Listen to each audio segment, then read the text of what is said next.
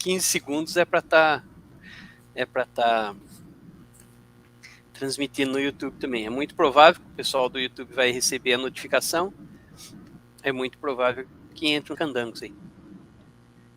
Possivelmente A chance de que alguém autorização entre, a chance que alguém entre e nos comentários escreva assim: professor, o som aqui tá ruim.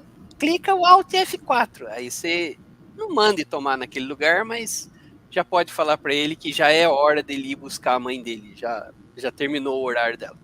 Que o Alt F4 mata a live. Eu sei que assim, tem o negócio do canal, eu acho que eu só vou receber isso na terça-feira, quando eu estiver em Vitória da Conquista, porque aqui eu tinha sinal no celular, só que o que acontece? Tá chovendo demais aqui. Então hoje, por exemplo, eu só saí de casa para poder comprar umas coisas para fazer um remendo aqui no telhado da minha sogra, mas tem chovido muito aqui, como eu estava falando, aqui é limite da zona rural. Existe um curral aqui na frente, alagou o curral e já está avançando, formou-se um lago. Então, a gente está numa situação assim, tá Caramba. gostoso, tá muito bom o tempo, tá, a gente tá aqui 25, 26 graus, mas na época eu chegava a 35, 36. O louco daí é isso, né, cara? Na sombra aí é 70 graus, cara. Ó, com a greve, todo mundo achava que vai se demorar para sair. Cara, eu sei não vou no horário, cheguei no horário, 22 graus de chuva em Vitória da Conquista, que é 150 quilômetros daqui. Peguei o carro, a temperatura só fez isso aqui, ó. Cheguei aqui com 30. Aí, de ontem para hoje, só chuva. Chuva de madrugada, chuva de dia. E assim, refresca, mas a Alice, que é pequenininha, não aguenta ficar em casa de inteiro vendo TV e conversando. Então, a gente vai indo como pode. Putz, e a Eu acho estrada que, deve ficar um saco também. ó, aqui a estrada é boa, só que assim, ela, como passa muito caminhão, tem trechos que você tem muito Putz, problema de afundamento. Mas eu pego a BR-116 aqui, pista simples para entrar, é 40 km de pista BR-116, depois eu pego uma estadual. Aí são 110 quilômetros só assim, ó, subindo, descendo, subindo, descendo, subindo, descendo, e a gente chega aqui em 2 horas. mas é Agora, estrada boa, então não tem treta. mais ou menos, porque é o seguinte, como passa muito caminhão, ela interliga uma cidade na outra. Aqui, por exemplo, onde a minha sogra mora, é o trecho da estadual, da BA 594. Então, como passa muito caminhão pesado, o que acontece? Afunda, você tem muito trecho de estrada rural, Tá? tem outros caminhos assim, mas assim, na terça-feira, por exemplo, o nosso voo é às 9 da manhã, a gente vai ser daqui umas 4 e pouco, para poder chegar o quanto antes, porque é 9 para chegar lá meio-dia, 11 e pouco aí, e se Deus quiser, 2 da tarde São José. Mas antes eu fiz uma vez de carro foi 19 horas direto, e uma vez a gente fez de ônibus 24 horas. E é uma viagem mesmo. Aí é aquela história, cada 3 para 15 minutos, cada 6 troca o motorista, e você tem que almoçar, jantar e tomar banho. Só que o cara que em 15 minutos quer jantar e tomar banho, e na de 30 minutos que é de 6 horas, o cara dorme. Então, é difícil. Mas assim, é gostoso, o avião é bom, é Latam, avião grande, então isso ajuda. Rapaz, o único caminho longo que eu fiz de ônibus foi as 4 fronteiras. Faz tempo já também. Foz do Iguaçu é gostoso o caminho também. Eu fui É que pra. Peguei o ônibus mesmo, né? A gente sai de São Paulo, vai até Porto Alegre, depois vai para Buenos Aires, vai para Assunção e volta para São Paulo. tá, Mas você é um. fez O isso. pessoal chama das 4 fronteiras, né? Eu não sei Eu por que pensei que 4, depois. porque. É, É que quase- Vai para Montevidéu também. eu pensei que você fez aquele do. Que você faz por É de Foz do ônibus. Iguaçu, de ônibus. Então, São Paulo Foz deve ser, né? na volta, sim, a gente faz no sentido horário, né? Vai de São Paulo, vai para Porto Alegre vai para Montevidéu, aí Montevidéu vai para Buenos Aires, de Buenos Aires sobe para Assunção e de Assunção passa por Foz do Iguaçu e vem para São Paulo. 15 dias de ônibus. Mas, rapaz, achei muito corrido, sabe? Mas, pra primeira vez é gostoso. Porque aí você conhece os trechos, conhece o ambiente. E se você puder voltar, você sabe mais ou menos o que você vai encontrar em cada local e tal. Mas, cara, eu gostei. Achei muito bem legal, cara. O ônibus bem confortável e tal. Assim, semi-leito, assim, a primeira vez que eu vim pra cá, eles venderam pra gente um sem leito, o leito e venderam um semi-leito, que é um leito com a janela fechada com parafuso para não fugir o ar. Aí chegou em Belo Horizonte, quebrou o ar-condicionado, pessoa, tipo, isso era Belo Horizonte, já tinha 12 horas, faltava mais 12. E aí tinha alguém com uma faquinha lá que foi abrindo os parafusos para abrir janela e vento na cara. A volta foi um leito. Só que aí, como acho que deu um problema no ar-condicionado, tava minando água lá e era o pessoal da São Silvestre. Então tinha pessoal que dormia no corredor, os caras que vieram para. Acho que tinha uma corrida de Salvador, os caras vieram todo mundo deitado, tinha os nigerianos. Aí, assim, até Montes Claros estava todo mundo fora do lugar. Quando chegou em Montes Claros começou a organizar, a gente tem que voltar. Então, aí tinha um cara que deitou no meio do corredor, dormiu, usou banheiro, aquelas coisas assim. Na volta, graças a Deus, assim, a gente começou com o motorista rapidinho arrumou as malas em Aparecida, a gente desceu no Johnson, já tinha gente me esperando lá, já tinha gente, o meu pai e minha mãe estavam esperando.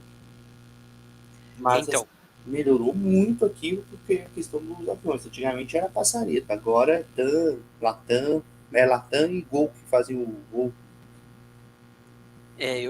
mas eu fui com ônibus de turismo, né? Aí você tem todo um conjunto de parâmetros fixos que dá uma confortabilidade, né? Agora, em ônibus de carreira, assim, rapaz. Aí, sem contar que de carreira, assim, tem lugar certo para parar. Mas dependendo da situação, o perfil da viagem, principalmente quando você tem criança, você tem que ter aquele cuidado de deixar a criança, fazer a criança ficar. Tem hora que a criança dorme, beleza, mas e quando ela não dorme? Você tem que entreter a Então, viagem toda. fico Aí imaginando uma coisa, assim, muito, muito trampo. Acho que, você tá pensando assim, celular.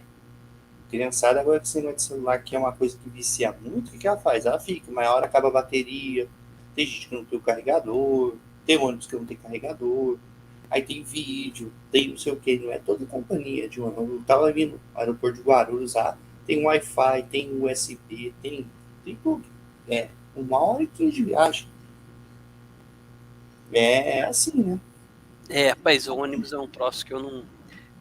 Essa mesma época que eu fui que eu fiz as 4 fronteiras, teve um mesmo pessoal que. Daqui de São José mesmo, que eles foram para Caldas Novas.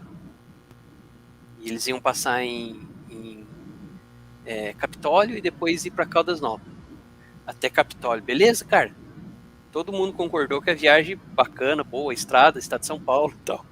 Rapaz, depois que eles saíram de Capitólio, eles falaram, mano, acabou o mundo, cara.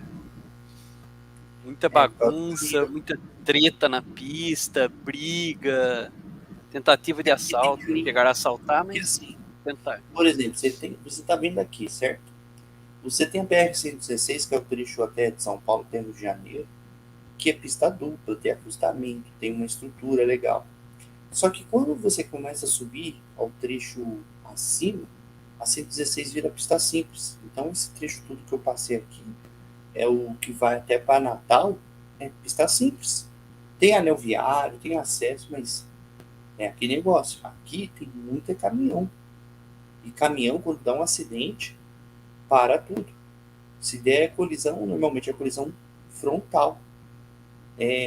Apesar de tudo, a gente, graças a Deus, sempre que tinha um acidente, a gente passava sempre depois do pior. Mas dessa sexta-feira, quando a gente veio para cá na terça, na BA que a gente pegou aqui, a estadual, o cara foi fazer a curva, tava com um caminhão vazio, perdeu o controle, em vez de fazer a curva para a esquerda, caiu o morro à direita. Torceu o caminhão. Tava lá. Caramba. Aí a gente passou, o pessoal dando sinal, falei, ih, polícia rodoviária. Aí quando não fez nem dar bola, porque às vezes o pessoal avisa que é barreira de Natal, mas carro alugado, tá devendo nada, para e conversa. Vê tudo certinho, mostra documento, para onde vai, mas quando a gente viu o caminhão lá, com as rodas viradas para cima, vixe. O cara, em vez de fazer assim, o cara fez isso, ó. Parece que caiu de skate. Cara, rapaz. É. É. E ali, Ontem a e aí? live lá, Ah, tá gostoso. E a live ontem, o assunto foi o quê? rapaz, chegamos num consenso lá. Eu não sabia que o Phil gostava do Richard Feynman também. Quem é físico gosta. Mas pior que não, cara. Porque ele não é muito. Ele não é um tipo um Carl Sagan da vida, né? Que investe em popularidade, né? O Carl Sagan, o Einstein e tal. O Feynman ele era muito meio polêmico, assim, porque tinha umas frases dele, umas coisas que o pessoal dizia que ele falava que era assim, estude pra caramba, cara, mas não esqueça que tem restaurante e lanchonete no mundo, tá? E isso é uma coisa que não é muito aceita, né? A galera fala, pô, você tá falando pro cara ir pro boteco. Não, mas não é pra ir pro boteco, mas é a pessoa lembrar que as coisas, existem outras coisas na vida, né? E isso Basicamente, acabava gerando uma imagem nele.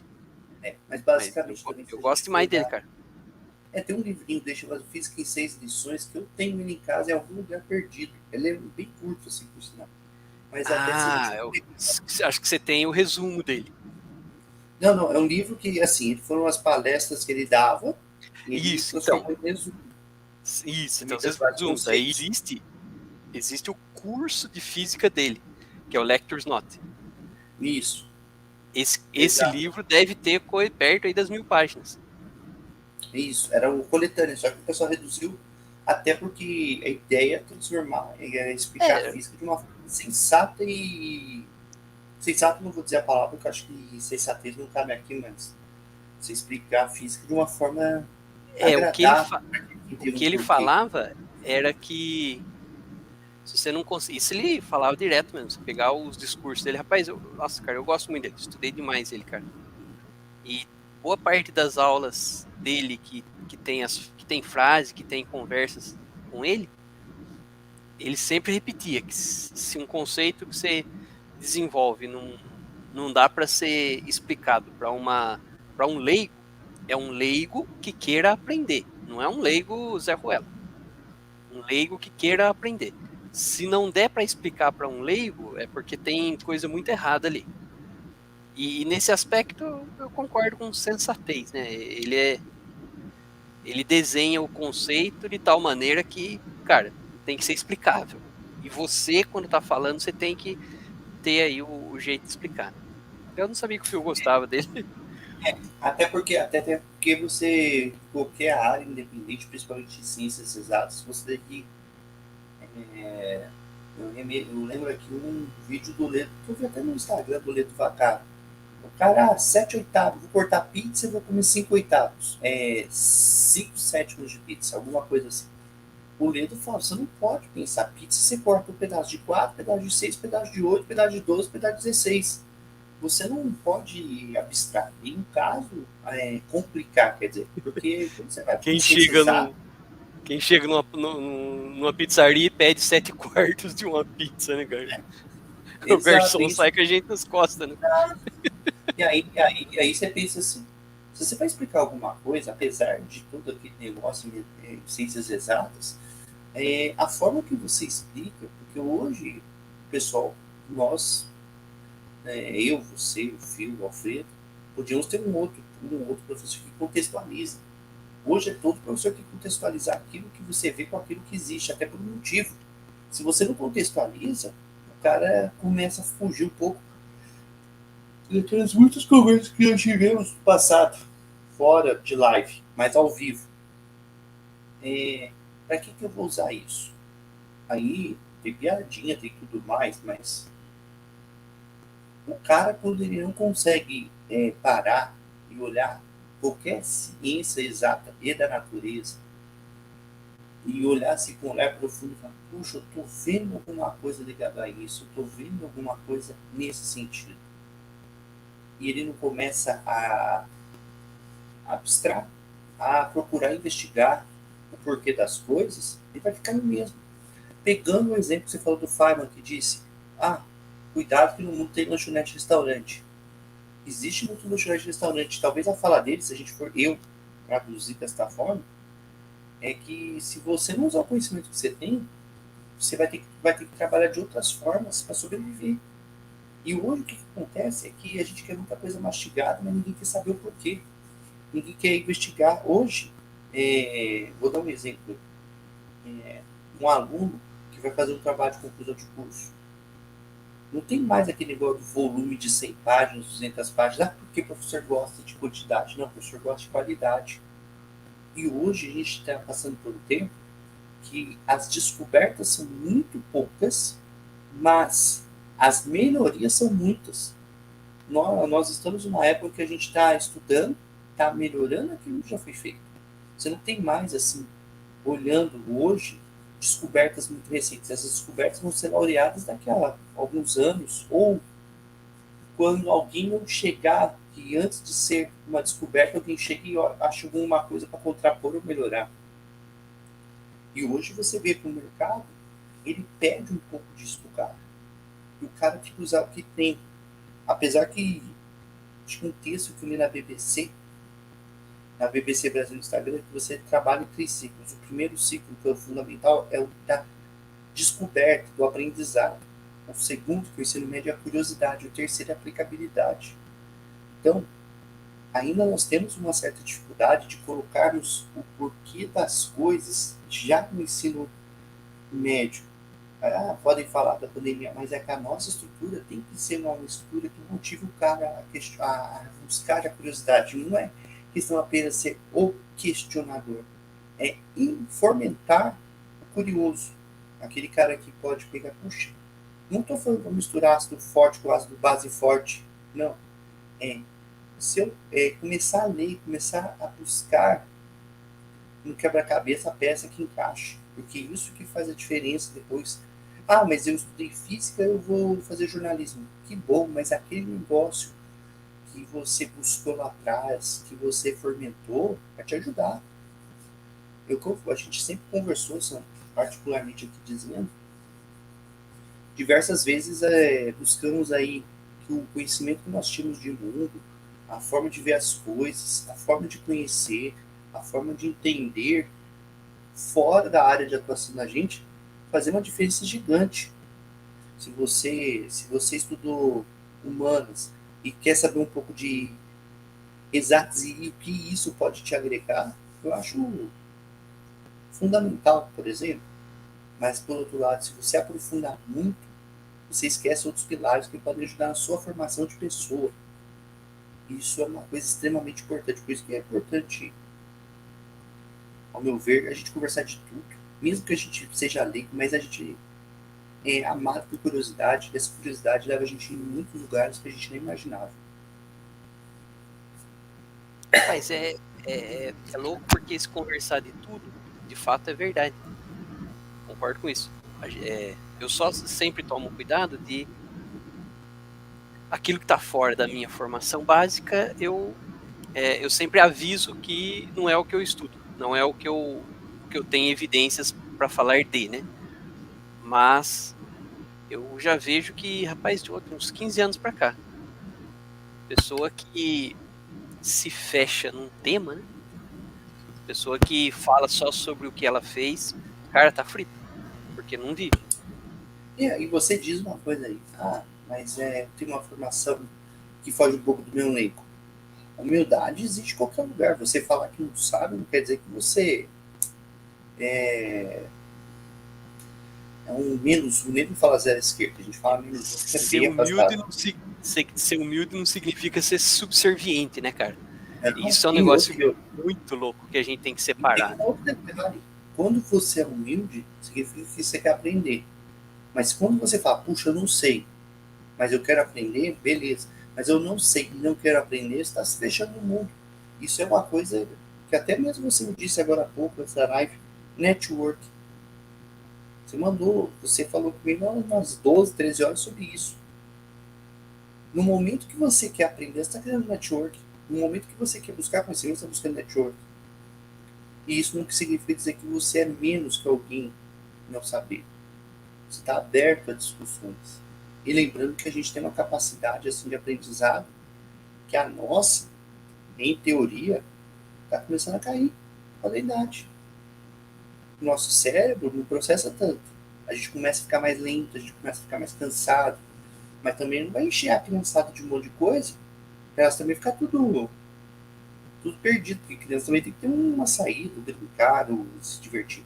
Mas nós, da turma dos 40, nós temos a obrigação de querer aprender mais, não porque o mercado existe, é porque a gente, com o tempo, você vai começando a agregar essas coisas que você aprende novo para poder ir adiante. Olha o exemplo. Fazer live, usar dispositivo, compartilhar a tela. Eu vejo pelos colegas professores que tiveram que aprender a usar ferramentas de transmissão, aulas remotas ao vivo, e gerar recursos. Muitos pegaram e estão usando outros. Outros talvez vão usar, e bem poucos. Não é comigo, eu quero sala de aula. E a gente tem que respeitar, porque a gente precisa de gente em sala de aula, até porque nós não temos uma distribuição igual de infraestrutura, né? Além de não ter distribuição, eu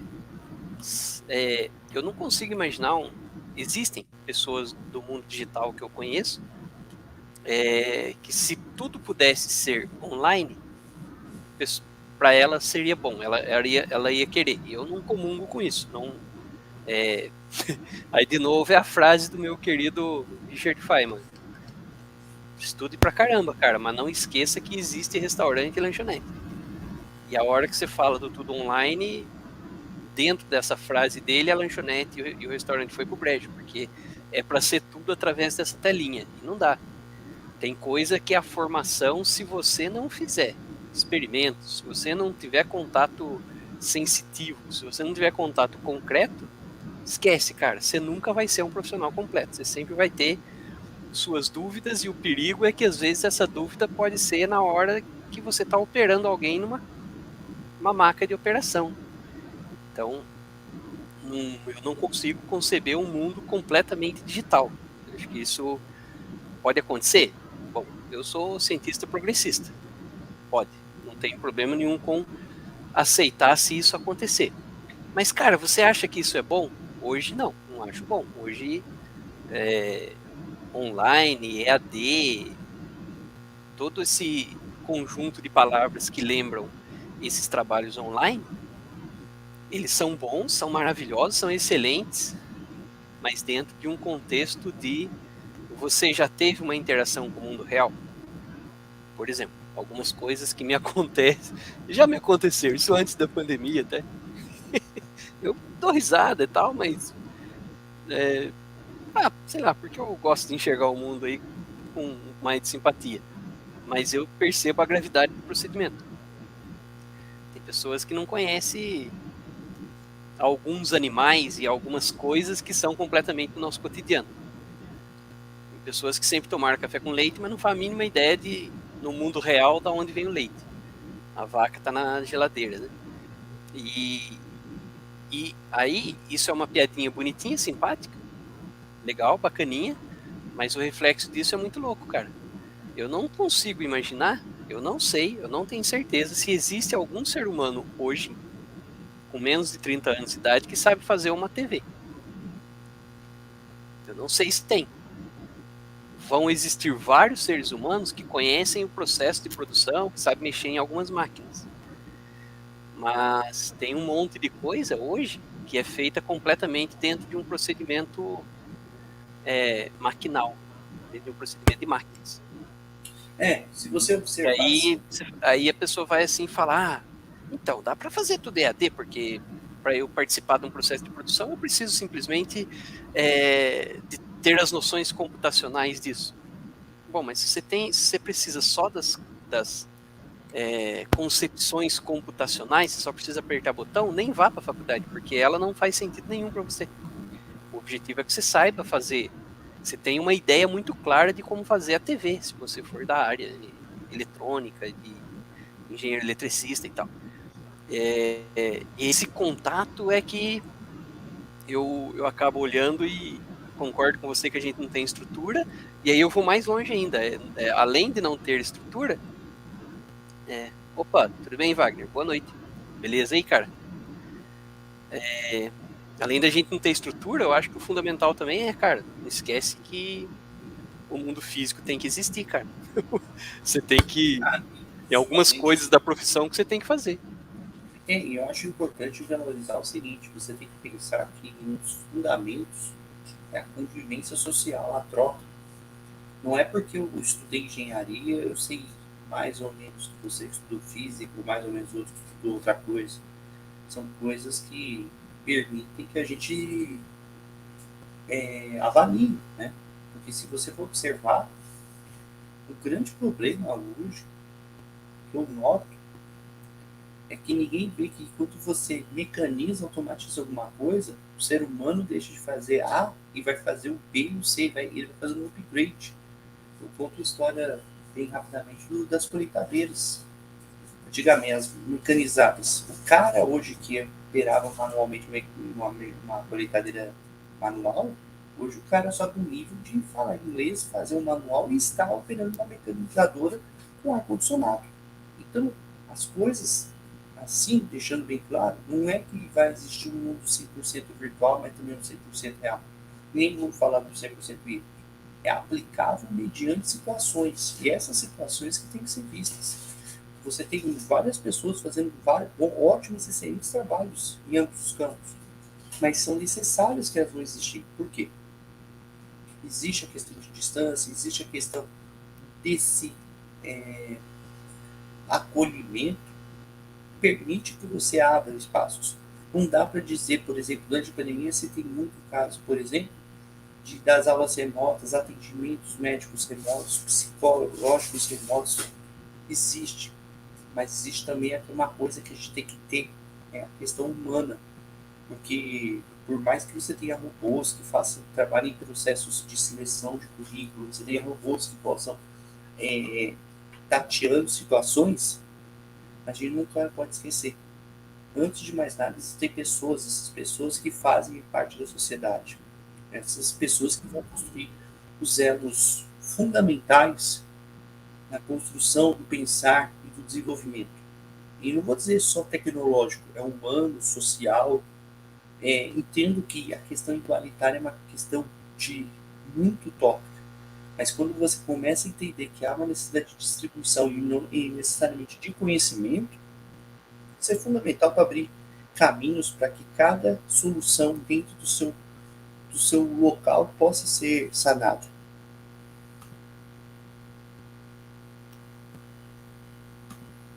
Estou fazendo muitos discursos bonitos hoje. Não, mas continue, cara, não tem... Tem que falar mesmo, cara.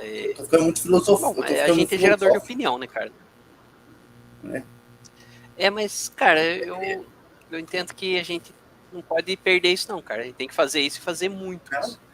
Porque sala de aula é um negócio muito louco. Ele tá se transformando num ambiente tosco, sem vida e sem perspectiva. Tá se tornando um ambiente muito tosco no Brasil. Cara, 16 anos que eu faço... dos 16 anos de aula, a maior parte deles no ensino superior, pelo menos 12 foi dividido em dois ambientes. O ambiente presencial e o ambiente online. O ambiente online, eu comigo mesmo, não tem ninguém associado. E o ambiente presencial, trabalhando em universidade e tal. E eu me lembro que em 2017 foi a última vez que eu dei aula de física moderna, falando de tecnologia. Algumas das aulas, né, da disciplina de física moderna, a gente simulava, mas não simulava no computador, simulava no mundo experimental lá, a ideia de um diodo. E a partir daquele experimento, fazia um baita de um trampo. Cara, 2017. Depois acabou. Não se fala mais nisso. E o ambiente virou mais conteudista ainda do que já era. a ideia de que, deu uma aula experimental, mas o tempo que você tem para fazer aquele trabalho experimental é muito curto, é muito pequeno. O lado experimental das coisas não é só pegar uma bexiga, encher, falar de experimentos de física aí, pegar uma bexiga, encher e colocar perto de um filete de água ali para ter repulsão. Bom, cara, isso é uma coisa que deve ser feita lá no primário. E deve ser feito aqui em vídeos do YouTube, para a gente trocar ideia, para conversar, as pessoas que são de outra área recordar conceitos e conhecimentos. Mas quando você está numa faculdade, peraí, cara. Tanto o aluno tem que estar disponível e disposto a fazer um experimento que vai provocar o cognitivo dele, vai fazer com que, terminando a aula, ele saia dela transformado. E o professor também, a gente também. Se fazer um experimento muito simples e não me parece que rende. Então, realmente a gente, professor, precisa resgatar algumas coisas aí, seja no ambiente online ou no ambiente presencial. A gente tem que resgatar algumas questões associadas com o mais elementar de tudo do ser humano, que é acordo de manhã para quê? Só porque eu estou respirando? Até é um motivo, mas não leva muito longe. A gente tem que ter mais além disso, né? Além de só respirar. Então, como professor, cara, eu acho muito da hora a gente falar de algumas coisas que deixaram de ser faladas no Brasil, que em outros lugares não foi assim, porque o ambiente está muito tosco, né, cara? O ambiente está muito simplista, você não consigo imaginar produção de cérebros de fato em ambientes do jeito que a coisa está andando. Isso é muito perigoso. Não sei como que você vê isso, né? Manda brasa aí. De fato. Você vê essa coisa da sala de aula, né? Do jeito que ela tá. O que eu de fato eu vejo muito assim, eu vim da indústria, mas dava aula particular, depois eu comecei a viver como professor, eu noto que há uma necessidade muito grande de fazer essa aproximação da prática com a teoria por dois motivos.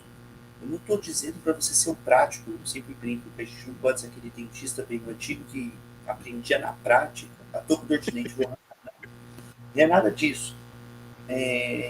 Se você conseguir aproximar, porque nós temos uma diferenciação muito grande de escalas de ensino, e isso tem a ver com principalmente a formação, a estrutura, o sistema, não vou dizer educacional, mas também é todo o sistema que a gente for pensar hoje. Uma pessoa estudar, querer crescer, ela tem que primeiro trabalhar para depois estudar. Isso aí é uma coisa assim, eu preciso trabalhar para sobreviver. E se eu sobreviver, eu consigo estudar. Se eu estudar, muitas vezes você tem essas questões sociais envolvidas que são muito críticas. Mas é importante que exista essa atenção, principalmente no embasamento teórico, mas que você observe, olha, isso que eu estou fazendo aqui, você enxerga aqui. Mas eu trabalho com isso. Então você vai ver nisso. Porque o que acontece? Para a gente melhorar a questão da educação, não há como a gente fazer uma revolução gigantesca, porque isso aí leva anos. Mas se a gente conseguir, por exemplo, atrair a curiosidade, o porquê das coisas, a gente consegue observar o que, principalmente, que há uma necessidade muito grande de você ter diferentes épocas, diferentes tempos, diferentes formas, diferentes estruturas. E a estrutura que você tem é aquela que você tem em sala de aula. Às vezes, se você tem um ótimo laboratório, você consegue desenvolver. Às vezes você não tem laboratório, mas você consegue desenvolver porque você tem uma coisa chamada vontade.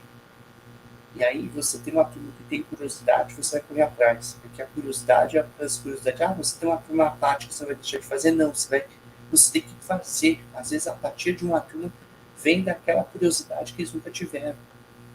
Então existem várias formas de você ver. Porque você tem que entender, há necessidade de se entender que você tem um contexto, e cada contexto se mutua muito em função da região, em função da parte econômica, da parte social, porque muitas vezes o que eu digo, o grande problema é que a gente primeiro tem que trabalhar para depois estudar. E aí é uma questão de sobrevivência, porque Porque você tem aquelas pessoas que enxergam a educação como um pós, uma consequência, uma melhoria. Outros enxergam a educação como investimento. Então, quando você pensa em educação sendo investimento, uma forma de ajudar a alavancar aquelas dificuldades de entendimento, de cognição, de raciocínio, de interpretação, se leva. Mas se a gente olhar o nosso país hoje, em que de cada última vez que eu ouvi falar de cada 10 brasileiros, 3 não sabem ler, são analfabetos funcionais, é um problema seríssimo.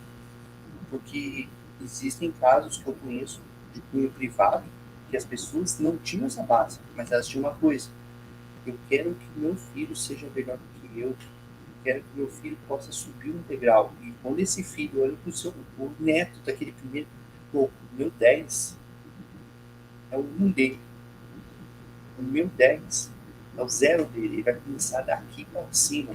Então há uma necessidade de olhar todo esse contexto, porque não é somente a sala de aula, é que você tem um contexto geral e observar. Existem turmas que rapidinho você fala, vai, mas tem turmas que você tem que trazer e mostrar para elas a importância que a educação traz. Não é uma nota. Não é tirar 10 numa prova. É o quanto aquela prova, que muitas vezes é injusta naquela parte de interpretar, errar sinal. A gente sabe muito bem que isso acontece com ótimos alunos. Mas o quanto aquele conhecimento agregado a ele vai ser útil lá na frente. Naquele momento que ele fala, puxa, aquela aula que eu tive lá no ensino médio me ajudou aqui. Você vai ter outros casos também. Vai ter aula que o cara vai estudar, vai fechar o caderno e vai embora. E lá na frente ele vai ter dificuldade. E, puxa, eu tive isso. Porque você tem que, no final das contas, como professor, fazer o papel de... Eu vou usar o papel, eu quero pedir até desculpas, meio Messias. Moisés. Eu brinco com Moisés. Médico tem que ser Moisés. O professor tem que ser igual a Moisés. Ele tem que levar todo mundo para aquele caminho, todo mundo tem que acreditar nele. Porque lembra a história, Moisés tinha o Mar Vermelho, os egípcios, o faraó e o exército atrás, ele falou, vamos passar. E o pessoal, como? E eles tiveram que acreditar. Então, é uma coisa que tem que ser assim. A crença naquilo que é possível, que dá para resolver, existe. Ela é mensurável no momento que você vê uma coisa chamada satisfação pessoal do aluno. Não é uma nota. A nota é consequência. Mas o quanto que aquilo agrega lá na frente para criar o quê? Capacidade de resolver problemas, capacidade de interpretar, capacidade de ter saídas, capacidade de socializar. Porque hoje não adianta você dar um trabalho individual se você não consegue potencializar várias pessoas. Porque o trabalho em grupo também ajuda demais. Rapaz, você dá aula presencialmente, você dá aula para os dois níveis, né? Tanto o superior quanto o ensino médio. Isso mesmo. Eu dou aula para os dois níveis, só que principalmente o ensino médio meu vem, os dois grupos de alunos predominantes, eles vêm separados. Tem os alunos que são bons e querem melhorar mais ainda, me procuram, e tem os alunos que estão com muita dificuldade e também me procuram, mas eles vêm em momentos diferentes, são telas diferentes, são como se tivessem salas diferentes. Então, fica, eu acho, relativamente fácil trabalhar esse contexto. A parte didática, consigo evoluir muito bem. Eu imaginar assim, um único dia, você dá aula presencial para um grupo do colegial e depois você dá uma aula presencial para um grupo da faculdade. O que você vê, o que você sente, qual que é o retrato no final do dia quando você olha para esses dois grupos aí pensando em ensino, né? Outras coisas podem gerar outras imagens, mas pensando em ensino, que é essa visão do presencial dos dois. Bem, eu quando eu olho, eu tenho muitas situações que isso aconteceram, já de um período para o ensino médio e o outro para o ensino superior. Eu tenho que olhar que eu tive que fazer uma preparação e ter que ter uma satisfação de ter atingido o máximo de pessoas possível com aquele conhecimento. Pode ser que aquilo que eu produzi naquele dia, pode ser, por exemplo, o ensino médio, desperte curiosidades.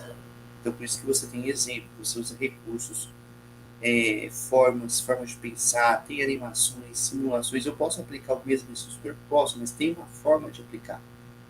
Então, quando eu saio no final do dia, eu tenho que sentir, tanto no presencial, para o ensino médio presencial, para o superior, uma coisa extremamente importante, que a minha satisfação pessoal é chegar no final do dia ter atingido 1 ou 2, no mínimo, mas o que eu tinha deixado uma mensagem. Porque mensagem, o professor tem que seguir por duas coisas. Primeiro, aquilo que eu falo, às vezes pensar a situação social de cada um, mas se você fez o cara pensar diferente, o cara participar, fazer alguma coisa diferente, vai fazer uma diferença.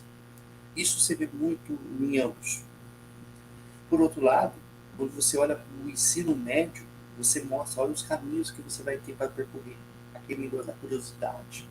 No ensino médio, se você está fazendo ensino superior, o cara associar, puxa, eu trabalho, isso me dá uma satisfação, porque o cara, puxa, eu vejo isso na minha empresa, mas eu não pensava dessa forma.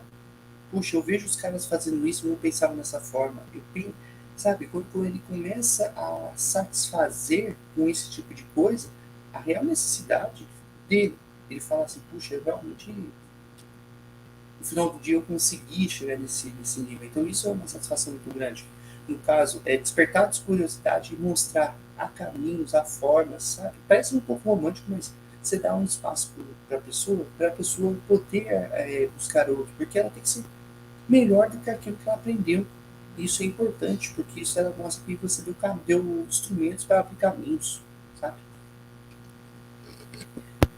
O comportamento dele, assim, tipo, qual é a reação do aluno, do estudante do ensino médio? Qual que é a reação? Porque, pelo que você fala também, tem uma coisa que você faz que eu acho, deve ser muito da hora isso, porque eu faço isso faço isso no online e eu consigo experimentar algumas coisas que eu acho muito legais. E aí, pelo que você fala, você faz isso também, que é falar de um mesmo tema para os níveis diferentes. Qual que é, você enxerga reações diferentes, assim, de um e de outro, muito diferentes? Ou, não, cara, no primeiro momento a reação dos dois ali são meio parecidas e tal. Tipo, tema A para o ensino médio e o mesmo tema A para o ensino superior. São públicos diferentes. O que você sente alguma coisa muito diferente Olha, eu nunca neles? tive essa experiência ainda, sabe? Mas é uma coisa que a forma de falar, por exemplo, você tem o ensino médio técnico, você tem um arcabouço de conhecimento ali de linguagem com um aluno de segundo ano, que você, primeiro e segundo ano, que você tem que ler e começar a traduzir de uma forma que ele possa associar. Por outro lado, quando você está no ensino superior, existem coisas que, por mais que você possa fazer uma introdução, ou até mesmo usando o termo comum, o storytelling, indiretamente, você produzir nele uma associação também. Mas depois você tem que colocar, explicar condições que aquilo não seja virado senso comum, se aplica em tudo e tudo dá certo. Mas existem, eu creio que há uma diferença, principalmente quando eu olho para o ensino médio, quando eu leio temas técnicos, e você tem que traduzir de uma forma que o aluno possa ter percepção daquilo e depois associar em busca de textos. Porque o fundamental aí é que você tenha em aula a capacidade de apresentar, gerar uma discussão, gerar dúvidas, debater, gerar pontinhos que muitas vezes você vai, infelizmente, todo instante resolver 100%, mas que já gere nele essa capacidade de produzir algo futuro.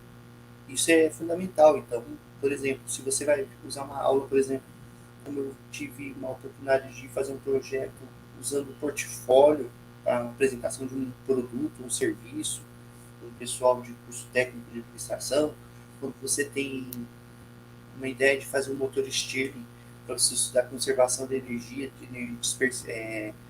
formas de geração de energia e propor um carrinho, mas depois no futuro você vai pensando, puxa, por que eu não posso conectar um dínamo para gerar energia elétrica?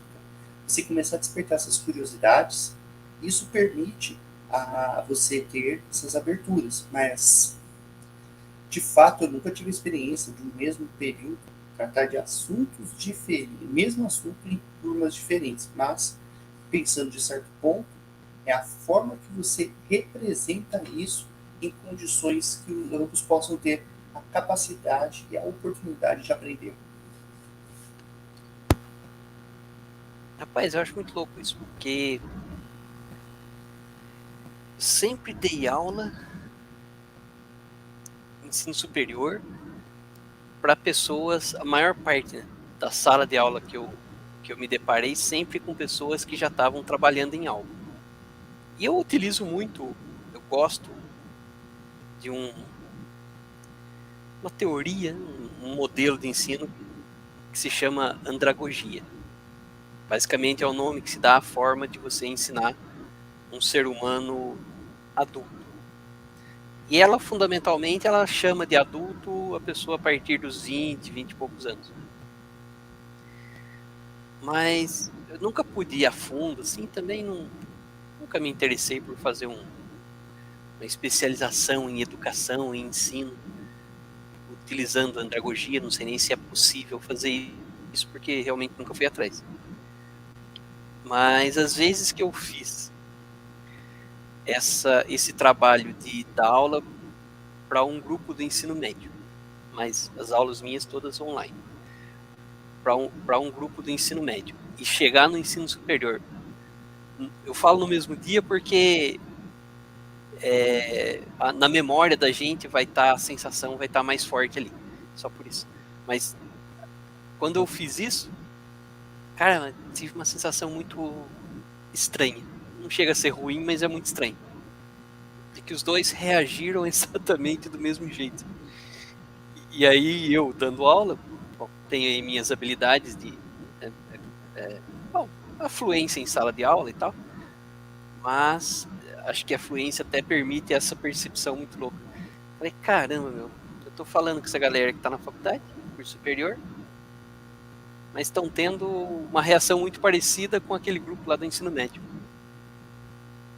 Você vai fazer o que diante disso, né, cara?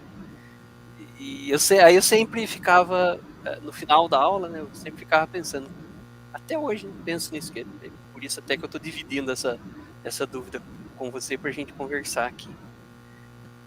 Cara, que louco. É uma coisa Qual é como que o professor tem que reagir a uma coisa que é surpreendente para ele em sala de aula, né? Que experiência que você tem com isso?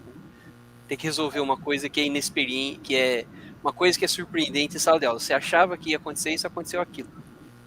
É o que Isso acontece. acontece, como é que você reage a isso? Dá Cara, vontade de fechar a sala e falar, galera, vai embora aí, tá bom. não, às vezes tem que compreender a situação, porque quando você esse fato assim, quando você generaliza, há muito que você pensar, porque cada caso de um fato diferente pode ser uma questão de, de conceito, uma questão comportamental, você tem que saber também como você vai impor isso. Porque no final das contas você não vai querer de nenhuma forma perder o aluno ali. Como digo, igual dizer na brincadeira, a gente é meio Moisés, né? O cara vem atrás da gente, foi 40 anos andando para chegar em Canaã. Um aluno fica às vezes um ano, de 6 meses, um ano atrás de você, porque você é o guia dele. E no momento que ele tem pra gente que dá disciplina repetida, o cara fica uns 3 anos, né? Sim, Exato. dá várias disciplinas, né? E tem um detalhe extremamente importante. Quando você tem um aluno que apresenta uma questão, você tem que ter a questão de pensar, e às vezes são questões que você tem que se colocar no lugar do aluno e prestar atenção naquele movimento que às vezes ele quer dar uma mensagem. Muitas vezes você vai tomar uma decisão, certo e errado você vai tomar. Isso. Mas quando é uma questão técnica, às vezes você para si e você pensa, como é que eu vou explicar essa situação? Mas se for uma questão disciplinar comportamental, muitas vezes você tem que saber conversar, ou na frente de todos, ou em privado, porque o que eu falo, às vezes não sabe o que vem de lá de fora, né? Às vezes o aluno já tem uma carga que é uma barreira dentro da disciplina, outras barreiras. Então, quando você se torna, vou dizer, responsável, mas você guia esse aluno, você tem que observar certas coisas. Às vezes acontece do aluno não estar bem e você fala em aula. Às vezes a gente não está bem e é do ser humano. Mas a gente tem que, às vezes, parar um pouco. Quando você não está bem, não quer dizer que todo mundo tem que ficar mal. Mas às vezes é aquele momento que você está em sala de aula que se torna a catarse daquele problema. Você vai sair daquilo, você vai achar, de alguma forma, separar as coisas. Eu tenho muitas questões particulares aí que eu já fui dar aula, você sabe muito bem no curso privado, que às vezes a gente dava aula ali, era mais para estar ali, porque ali nos fazia bem. Ah, mas o aluno está interessado, não tem problema. Às vezes atingir um aluno chega para você e agradecer pelaquela aula, te faz melhor qualquer coisa. E aí chega um ponto muito importante com o cuidado que todo professor tem que ter, a questão emocional. Porque às vezes acaba, às vezes, não estou dizendo nem A, nem B, nem C. O professor, ele é um ser que ele consegue ao mesmo tempo processar muita informação em intervalo de tempo mínimo. E ele tem que distribuir isso, criar meios, isso mentalmente, usar a cabeça cansa. Eu digo, desculpe, mas experiência pessoal. Chega a hora que aquele exercício com mais um, você não consegue dar dois, dar três, e eles reclamam que tá tudo errado. Já aconteceu muito isso, cara. Em determinado horário, eu falar, putz, cara, deixa eu pegar o caminho mais curto aqui, porque se eu pegar esse outro caminho aqui, aí, nesse horário eu não vou conseguir terminar, não. Tá? Isso é um negócio muito louco, cara. Muito louco. E no final é assim, produzir algo que no fundo vai gerar um resultado. Porque não é a quantidade de pessoas, é o resultado em si, porque a gente sabe que existem níveis diferentes no mesmo assunto. Você tenta igualar de uma certa forma que todos possam aprender. Uns com maior facilidade, outros com menos facilidade. Você dá atenção para dois grupos. Um para ele se potencializar o seu conhecimento e aquele para você disse atuado, né? Mas enfim, eu acho válido esse tipo de conversa, porque tem ali, se eu ouvi ontem o Phil, né? O Phil deve ter dado as opiniões dele. O Alfredo, que teve uma experiência muito maior também em ensino médio, uma pena que por causa do Natal aí ele está corrido, mas é válido discutir isso, é válido conversar, porque às vezes a gente se sente sozinho, com dúvida, e conversa com um, conversa com o outro, no papo que você nota essas diferenças e diminui distâncias. A gente está falando aqui a mais de 1.400 quilômetros e não está tendo problema nenhum de sinal, né? Eu costumo falar que eu sou filho de digital, né, cara? Porque eu entrei na faculdade, eu só consegui entrar na faculdade porque eu encontrei um ambiente de curso online para fazer um cursinho. Isso é uma coisa muito louca, né, cara? Eu sempre comento pra galera que me segue aí,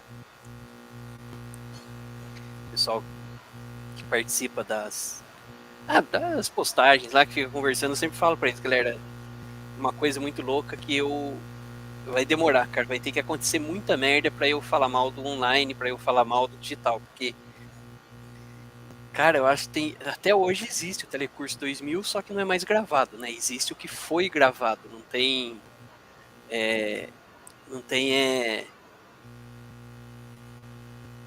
regravação, né? Mas Na verdade, não existe cara, eu aquela só entrei na do faculdade porque eu Telecurso assisti 2000. tudo, né? Existem materiais bons do Telecurso 2000, mas eu acho que assim, naquela época de você acordar, às vezes eu ia para a escola, tinha o Telecurso 2000, eu ia para São Paulo, tinha o Telecurso 2000. Eu acho que são mundos, talvez, questões. As questões vão mudando, questões econômicas, de tecnologia vão avançando em outros caminhos, mas é uma coisa que fazia diferença.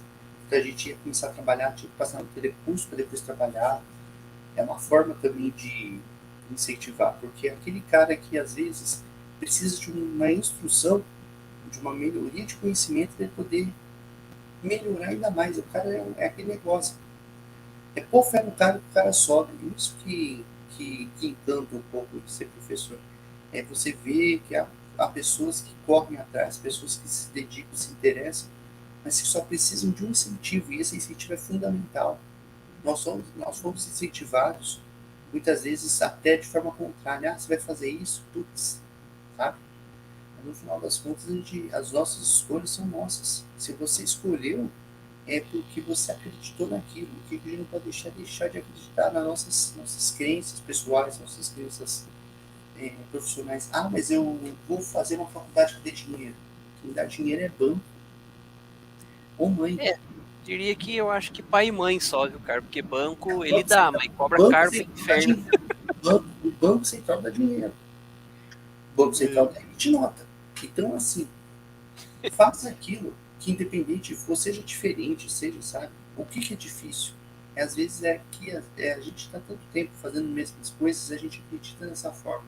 Mas se a gente pensar diferente, não estou falando de abandonar os seus princípios, seus conceitos, mas sim que você pode melhorar. Uma coisa que é interessante, eu acho muito legal falar assim, é trazer as pessoas que fazem pesquisa para dar aula, incentivar essas pessoas, sabe por quê? Um aluno de mestrado, um aluno de doutorado, por um motivo especial. Essas pessoas estão trazendo as coisas práticas, as coisas reais, que muitas vezes você fica muito preso na graduação, no ensino técnico. E isso permite que se abra possibilidades, abra oportunidades, abra conhecimento. Conhecimento é uma coisa que todo mundo tem, é pegar informação e agregar a melhor, porque a informação tem que estar aí. Mas eu acho muito importante isso, porque você está tendo ali o conhecimento posto em prática, as coisas novas, o que é novo, o que é diferente, o que é melhorado. Isso permite uma troca, e essa troca tem que existir sempre. É um exemplo meu. Eu dou aula desde 2016. E eu comecei o doutorado em 2017, terminei agora em 2022. E toda vez que eu pude associar aquilo que eu vi em pesquisa em aula, isso permitia muito o ganho. Isso permitia muito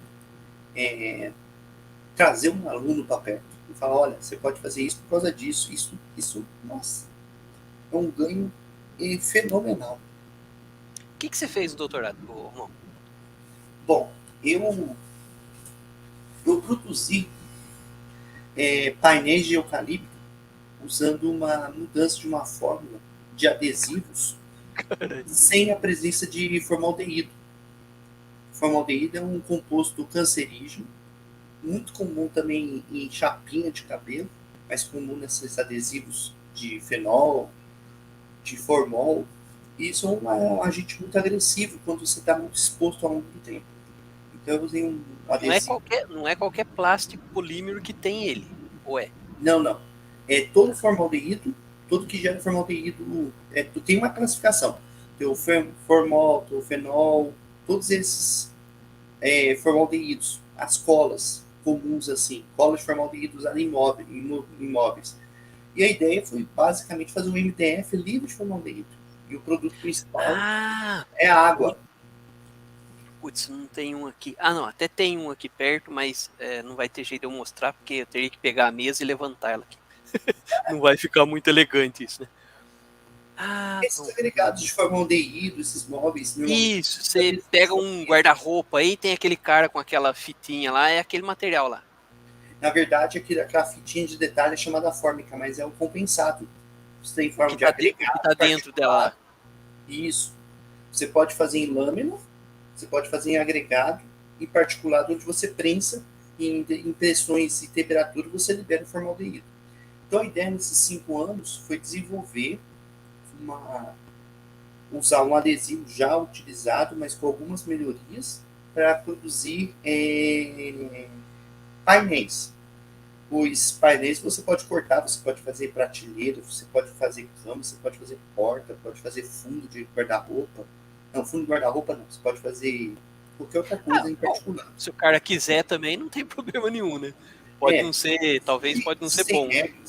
E existem regras, por exemplo, para aplicação, carga, por exemplo, intempérie, a exposição à luz. Então, basicamente, o que nós fizemos foi eu desenvolvi uma metodologia, depois eu desenvolvi a formulação, a quantidade de um agente chamado silano para melhorar na cura em baixa temperatura. E o que nós conseguimos? Para um adesivo, a gente conseguiu, eu consegui reduzir um pouquinho a temperatura de cura. Normalmente falava-se que curava em 130, a gente conseguiu fazer em 120. Para outros, em 140, consegui fazer a cura, mas a resistência mecânica é muito maior com esse agente. Devido à pandemia, eu usei pó de eucalipto, resíduo de eucalipto de madeira usada exclusivamente para indústria moveleira. E usei. Por causa da pandemia, você teve que utilizar o eucalipto ou você não utilizou? Usei pó de eucalipto, porque o certo era usar pinos. Mas aí, como a questão de achar um fornecedor foi um pouco mais difícil, eu só consegui achar pó de eucalipto. Então, eu trouxe pó de eucalipto do Rio de Janeiro e fiz o processo de prensagem, depois o corte. O Pinus é por quê? É porque é o que mais tem no mercado aí, nas chapas que já estão sendo vendidas? Exato. Exato. Folha, você corta em folha, em partícula, porque o processo de corte também ajuda para fazer a colagem, a adesão, né? O pilhamento, né? Então, basicamente foi isso. Nós fizemos testes de controle de matéria-prima, testes parte química, parte física, parte de materiais. Chegamos a essas conclusões e estamos aí estudando outras possibilidades de usar outros adesivos, outras formas mais econômicas e menos agressivas, porque até na União Europeia, desde 2019, se não tiver houve nenhuma revisão até o presente momento, um trabalhador exposto ao formaldeído, ele pode ficar exposto por coisa de 8 ppm por 8 horas, 0,8 ppm por 8 horas trabalhadas, ou 0,6 ppm por 15 minutos por dia, por causa dessas questões. Então você já começa a ter uma regulamentação aí no futuro para evitar a utilização, porque a questão você tem muita incidência de câncer, porque o formaldeído principalmente é um dos materiais utilizados para itens cancerígenos. Então basicamente essa é a ideia. Então foi um trabalho muito bonito que eu fiz em 4 anos e meio, e os quais eu tenho bastante orgulho daquilo que eu fiz. Tudo bem, mas você vai progredir? Eu penso em progredir. Há muita gente trabalhando, por exemplo, com outras fórmulas, outros adesivos verdes, sistemas limpos, que com certeza no futuro. O seu trampo, pelo que você falou, o objetivo principal era produzir uma metodologia para diminuir a quantidade do formaldeído. Seria isso? Isso foi o grande objetivo. É usar, mais ainda, é usar um adesivo livre de formaldeído. É livre, é zero na composição. Zero. Eu, por exemplo, o produto de uma reação química de um adesivo convencional utilizado na indústria moveleira você tem formaldeído. O meu foi água. Água não agride o ambiente. Vapor d'água. Prensou, vai gerar um termorrígido livre de formaldeído. Como é que você tira esse formaldeído? Você pode falar? É muito complexo? Não. Reação química. Você pega A e B, misturou com a madeira, prensou, o calor, então determinada temperatura e pressão para ajudar a sair, vai liberar ele da forma de vapor. Entendi, cara. Você joga numa prensa, essa alta pressão vai aquecer, o formaldeído está na forma de gás ali, ele vai sumir. É isso? Isso, vapor, exato.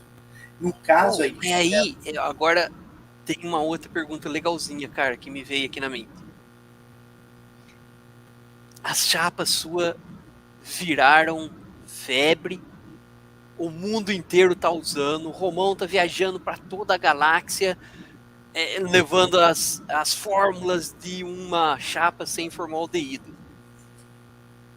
O candango que tá fazendo essa chapa sem formaldeído, como é que é a saúde desse candango? Entende o que eu tô falando? Aquele processo de prensagem vai liberar esse gás. Tem algum controle para esse gás, para eu que tô retirando o formaldeído, não me lascar no lugar dos outros? Olha, que eu estudei o produto sim é formaldeído. O nível de formaldeído é água, porque a constituição do produto, do adesivo inicial, é isento de água Eu não posso entrar em detalhes por ser uma Tá ok, patente beleza. industrial, mas existem processos de químicos conhecidos, um desses é a esterificação, que permite você liberar vapor d'água. O que acontece é que o formaldeído tem uma molécula extremamente complexa que, por reação química, ele libera o formaldeído em forma de vapor. Nesse caso, eu simplesmente troquei adesivo tradicional por um adesivo já utilizado com outras aplicações, exceto essa. Que era, nunca foi feito um painel de madeira assim. Você fazia muito isso, por exemplo, esses carros na Europa, ou os carros de luxo, onde você quer reduzir o peso deles, você usa partes de recursos naturais. Então, você pode usar cânhamo, hibisco, outros tipos de fibra. Você faz muitos desses processos para você fazer processos de moldagem, por prensagem por moldagem. Você põe um painel, prensa da forma, ele corta na forma do painel. Você pode fazer beirada de porta interna, partes de encosto, painéis, forros internos, porque aí são ecologicamente responsáveis ou amigáveis, leves, e aí você reduz um problema sério. Melhorar a questão da relação peso-combustível, né? Você põe muito peso no carro, muito combustível. Então, mas aí. Tá, então peraí.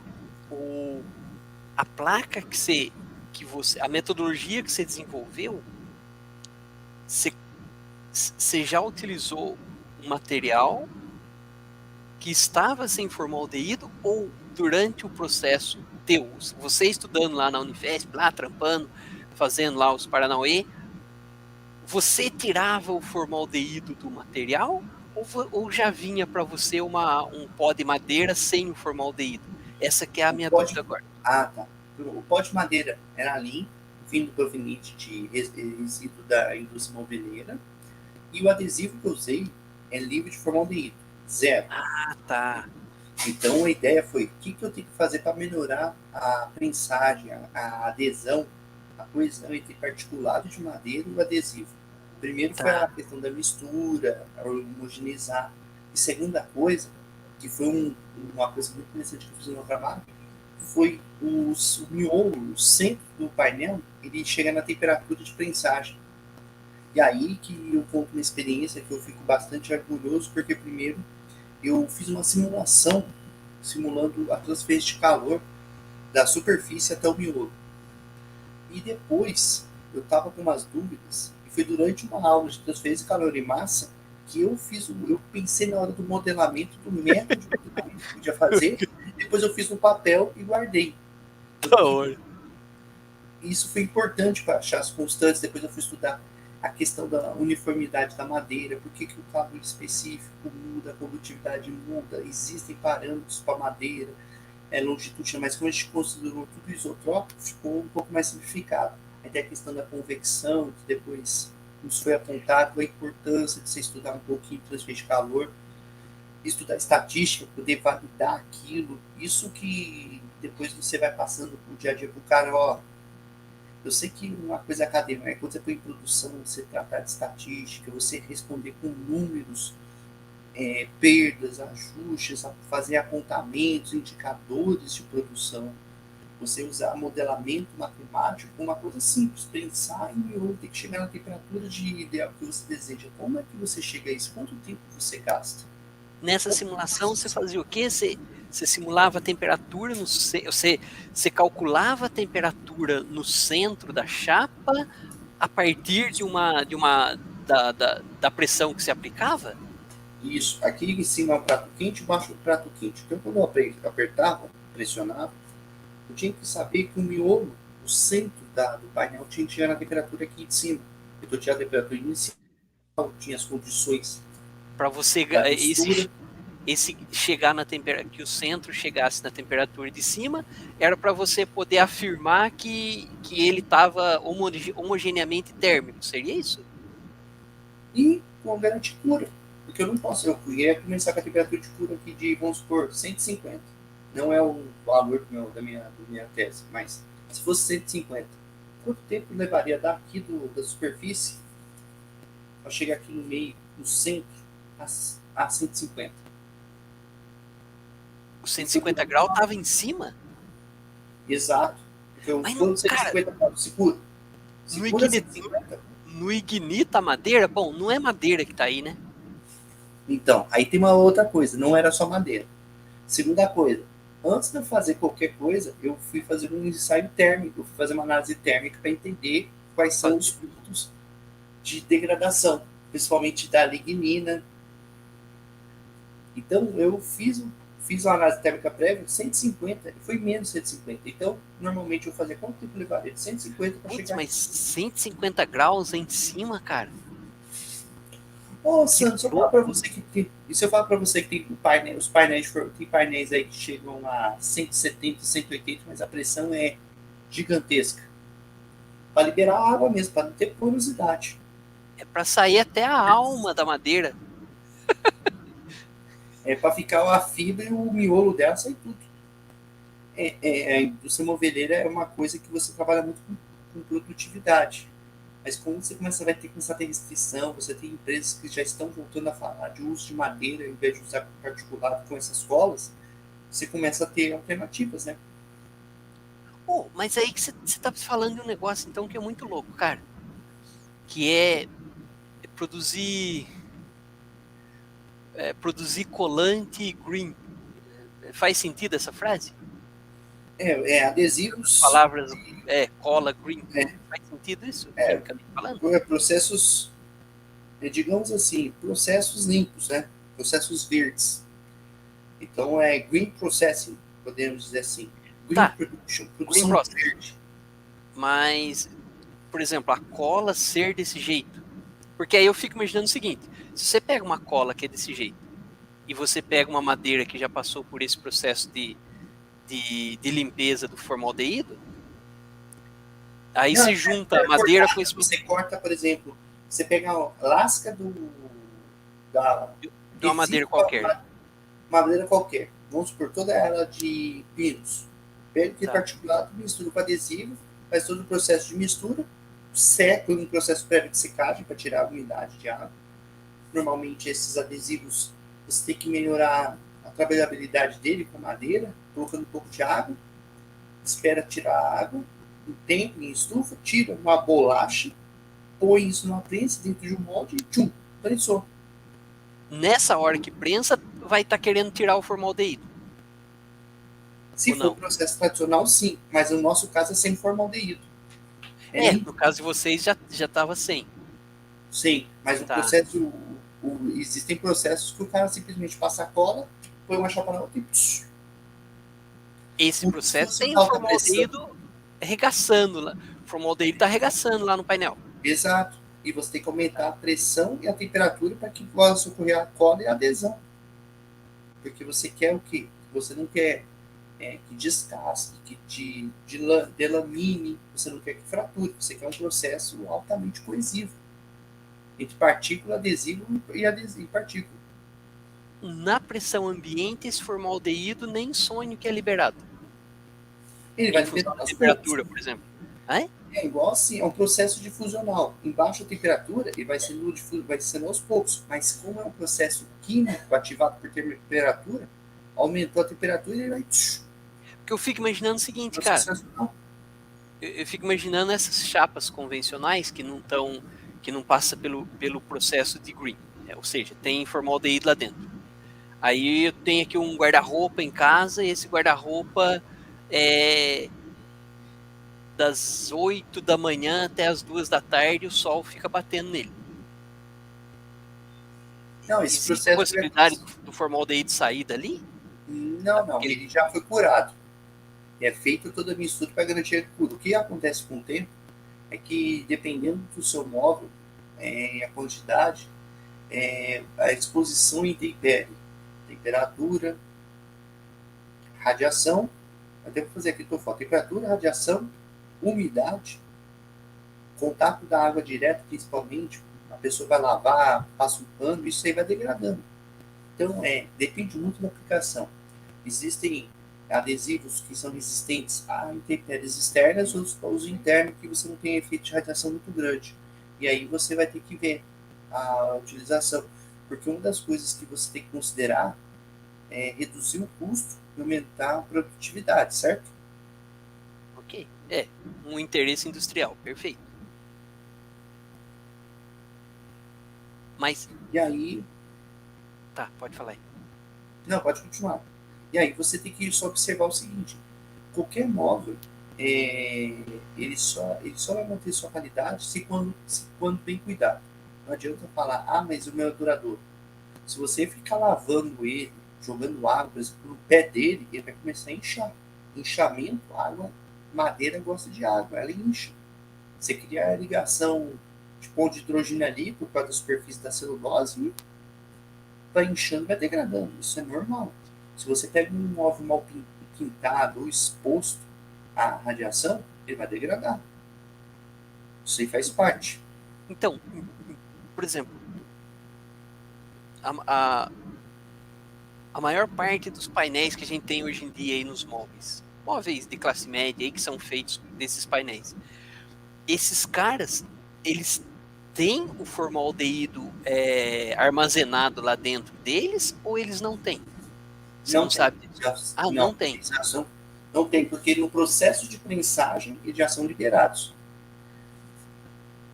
No Ah, tá. processo de Putz, cara, fabricação, aí eu o volto na minha dúvida. formaldeído é produto da fabricação. Ele não acompanha o móvel já liberado no processo lá, liberado na forma de vapor. Tá, então aí volta outra dúvida minha lá de trás. Esse vapor com formaldeído, o que a galera faz com isso para não matar os candangos lá na fábrica? Olha, eu não saberia te conhecer o processo industrial Não, assim, não a tem nem fundo. ideia razoável do que Não tenho faz. ideia razoável. Não tenho ideia razoável. Porque aí, até o que eu posso falar, mas com certeza eles devem ter algum processo de exaustão ou trabalhar em ambiente aberto devido a isso. Mas eu não posso afirmar com Tá, detalhes, porque aí não chegou a olhar para esse cara. deixa eu Pô, olhar. porque isso me lembra uma historinha muito louca com laser, cara. Tem uma galera que faz corte de vários tipos de chapa, entre elas essas chapas de MDF, essas coisas aí, e corta com laser Uhum. para ter vários benefícios lá, o corte correto, sem lasca, as dimensões legaisinhas, as dimensões assim boas, né, não tem perda e tal. E aí tem umas máquinas de laser que são mais ou menos como que são mais ou menos como, vamos dizer, Você não dois quer ter metros por um. reparo. Isso, você não É quer ter reparo. dois por um. Dependendo da dimensão. Essas máquinas, cara, tem laser CO2 lá dentro, corta e tal. Aí tem um cara lá em São Paulo que. Nossa, cara, ele falou que ele não. Ele tava. Não dava prejuízo assim para fechar, mas ele tinha muita treta com multas. E ele não sabia como resolver isso porque a CETESB estava sempre lá visitando ele e falando, cara, você está com índice de poluição alto e tal, várias tretas mesmo. E aí ele, né, falou, cara, você pode ir lá e dar uma olhada, porque é laser, cara, a gente não sabe o que fazer com isso. E no processo de Não. produção, peguei um pouquinho faz um tempinho já isso, uns 2 anos. Peguei não, mais, de 2 a 3 anos. Peguei um pouco de ar, e aí a gente fez uma espectroscopia nesse ar. Cara, aparecia o, vários tipos de fontes de câncer que tinha, aparecia. Então, E pode aparecia ser. porque o laser, a maneira do laser cortar é aquecer e evaporar, né? Aí falei, rapaz, ó, a solução aí não é o laser não, cara. O laser tá legalzinho e tal, a treta aí é que você tem que ter um filtro para tirar todos esses caras aqui. Sei. Pelo que que esse rapaz me fala, o nome dele é Maurício. Até o começo desse ano ele não tinha encontrado filtros para retirar esse cara, filtros eficientes, né? Ele tem até uns filtros, mas um mês ele tem que trocar o filtro, porque o rendimento já vai para baixo. Eu não posso falar de processos judiciais, assim que eu não conheço, né? Porque uma das coisas também, quando você falou de corte a laser, você tem muito essa questão de decorativo, você corta, você tem geometrias complexas e tal, né? E o que pode acontecer muito essa relação de resíduo é que quando você corta e você não sabe dar o destino final correto para esse resíduo, a CETESB vem em cima, porque é uma madeira que você não consegue processar, não consegue fazer outra coisa, porque já é reprocessado. Então, é uma situação, mas nesse caso, é interessante saber desse trabalho. Eu sabia das questões de corte a laser, porque vira e mexe, a gente deu uma lembrancinha feita a laser, né? A facilidade do Nossa, acabamento. tá aos montes, cara. Aos montes, isso. Então, é que o que me veio à mente foi o seguinte. Se você não tem o formaldeído lá naquela madeira, uma das fontes uma das fontes de contaminantes, ela acabou, não tem mais ela, né? E pelo que eu me lembro da espectroscopia que eu fiz para esse rapaz, tinha uma química também lá ajudando nós, né? Eu lembro que até ela falou, nossa, mano, não sei como vocês não morreram respirando esse ar no caminho. Porque a taxa era muito alta, muito alta. E aí ela comentou, né, que a solução seria uma das soluções que ela deixou para ele lá. Ele falou, putz, isso eu não vou poder fazer porque ele não controla isso, né, ele é só o cortador. Uma das soluções era, cara, procure madeiras que sejam green. Mas o termo que eu fiquei foi green. Eu não consigo avançar de green. Pelo que você está falando, uma das formas de avançar de green é ele não ter formaldeído, por exemplo. O que pode ser também assim, é excesso de adesivo, porque às vezes o cara acha que colocando muito você consegue a cura e aumenta a pressão e mais rápido. Às vezes isso. Porque tinha vários outros contaminantes lá. Não era só o formaldeído, tinha vários outros caras. Então, às vezes pode ser também do tratamento, pode ser residual de outros processos, e como é particulado também em superfície, principalmente particulado de madeira, pó de madeira, que isso é outra coisa. Então é difícil eu opinar, porque eu não estava lá, mas se eu tivesse, uma das coisas que acontece muito é o resíduo do corte, resíduo físico mesmo, porque isso aí é uma coisa que você tem que dar destino adequado, porque ninguém vai usar, né? Ele até tinha umas maneiras lá de usar resíduo e tal, essas coisas. Dependendo do tamanho do corte que ele fazia, gerava alguns resíduos e ele conseguia fazer outras peças, né? Peças decorativas, tanto que ele tinha uma lojinha na frente lá, que essa lojinha era para levar essas coisinhas aí. Mas o que eu achei interessante que você falou é que existe o MDF livre de formaldeído. E para mim não existia, Na verdade, são alguns estudos que eles têm, mas você tem outras aplicações, como painéis, chapas, tapetes. Você vê muito isso, existem vários artigos utilizando, porque isso aí vem muito da indústria automotiva, para reduzir aquela relação peso-combustível, né? Você vai tirando de pouco em pouco. Tá. Nossa, que da hora, cara, que louco. É um assunto que dá para fazer uma outra live. Aí a gente chama o nosso engenheiro químico preferido e o nosso físico maluco Rapaz, preferido. vamos fechar então. Vamos falar de, por exemplo, cada um fala da especialização. A gente cria uma sequenciazinha. Tem que dar a cara para bater, ué. A gente cria uma sequenciazinha aí. Tipo, por exemplo, semana que vem, que é uma semana que a gente tá meio tranquilo aí. E aí vocês perguntam o que quiser, pelo menos a gente participa de uma banca que não é pancada, né? É uma banca só. Porque quando a gente defendeu, a gente participou de uma pancada e não de uma bancada, né? A gente pode pensar numa uma coisa mais informativa, né? Mas a gente vai amadurecendo, porque eu acho importante esse tipo de coisa de conversar, de procurar. Às vezes a gente não sabe tudo, é importante que até outras pessoas, quando convidar a gente, que se a gente não souber, outras pessoas apontarem aqui, ótimo. Pelo menos é um conhecimento agregado. E o detalhe que eu acho mais louco é que quando a gente fala principalmente esses trabalhos que nós fazemos, que a gente já tem aí. Bom, eu não sou uma pessoa de publicar, nem tenho muito interesse, né? Para mim, artigo não paga boleto. Né? O que paga boleto é fechamento de contrato, né? Esse de fato paga boleto, você vendeu o produto para alguém. Mas a gente que trabalha com assuntos que são extremamente sofisticados, a gente consegue, no momento desse, dar uma puta de uma aula sobre temas extremamente complexos que a gente consegue entregar a aplicabilidade, por exemplo. Você está falando de melhorar o processo de produção de materiais sem formaldeído. Cara, isso tem um impacto completo no dia a dia. Isso a gente consegue colocar no dia a dia das pessoas e falar, ó, as vantagens vai ser essa daqui. Então eu acho, cara, a gente pode dar uma aula fantástica sobre temas extremamente sofisticados. Por isso que eu sou de acordo, cara. A gente vamos se organizar aqui nos bastidores e eu posso começar Bom, eu tenho 2 temas que eu posso falar no mestrado e doutorado. Os 2 são acho que só eu mesmo que falei na vida. Mestrado usei Fortran, é uma coisa que muita gente nem sabe o que é mais. E eu posso começar e aí vocês explicam tudo e depois vocês vêm na sequência, cara. A gente pode fazer isso, porque vai ser um negócio muito legal. Sim. A gente pode dar uma pique Sim, claro. A gente pode pensar nisso então. Bom, vamos planejar e vamos nos organizar para isso, né? Cara, eu diria que os outros candangos topam, cara.